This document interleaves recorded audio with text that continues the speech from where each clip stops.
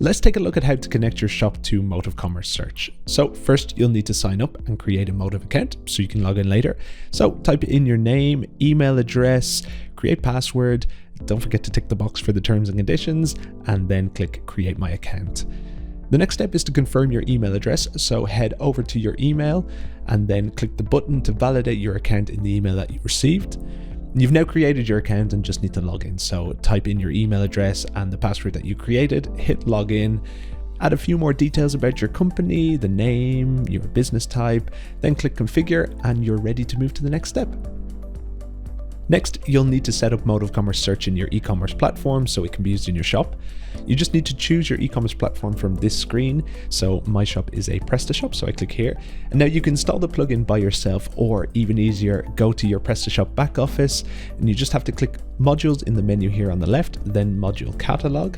And that opens up the catalog. Just type in Motive and then when it appears here, just click install. When you've done that, go back to this page and click go to the next step. Then you'll be on this screen here. So we've got to connect Motive with a security token that prestashop will give you. So you want to go back to your prestashop back office, hit configure, and then copy the token that you see down here. So just click copy token and you just need to paste that where it says security token. Fill in the rest of the details and click connect Motive. You'll then see this screen here, which is just Motive getting all the info about your catalog, and when it's finished, you'll get an email letting you know.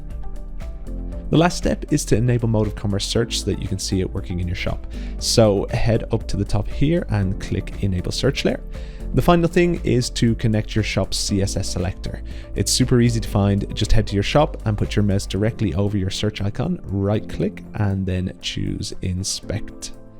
And that will open up some code with your CSS selector already highlighted. So all you need to do is just right click again, go down to copy and then click copy selector.